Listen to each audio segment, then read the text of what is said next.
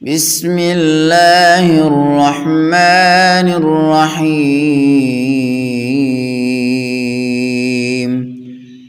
يا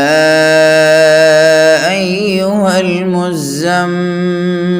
قم الليل إلا قليلا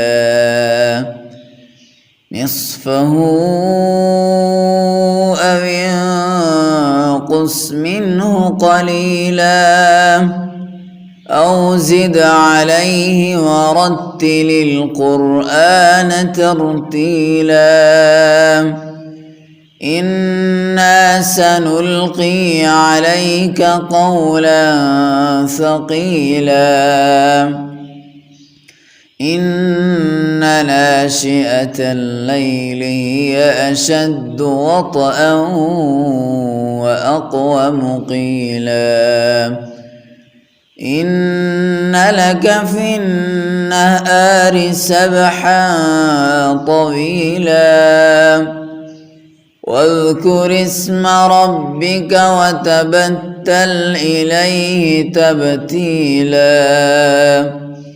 رب المشرق والمغرب لا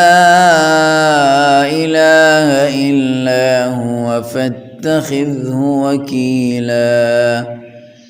واصبر على ما يقولون واهجرهم هجرا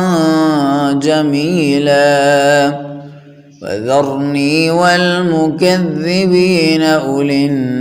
النعمة ومهلهم قليلا إن لدينا أنكالا وجحيما وطعاما ذا غصة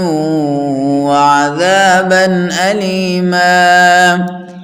يوم ترجف الأرض والجبال وكانت الجبال كثيبا مهيلا إنا أرسلنا إليكم رسولا شاهدا عليكم كما أرسلنا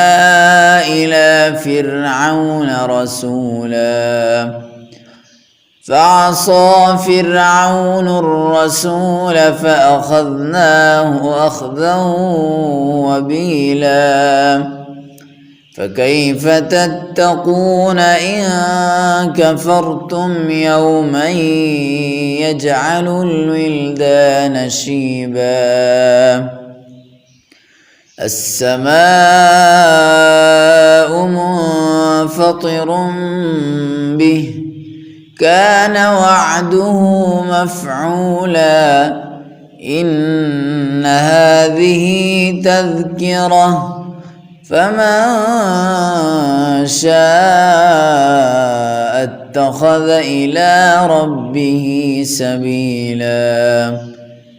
إن ربك يعلم أنك تقوم أدنى من ثلثي الليل ونصفه وثلثه وطائفة من الذين معك والله يقدر الليل والنهار علم أن لن تحصوه فتاب عليكم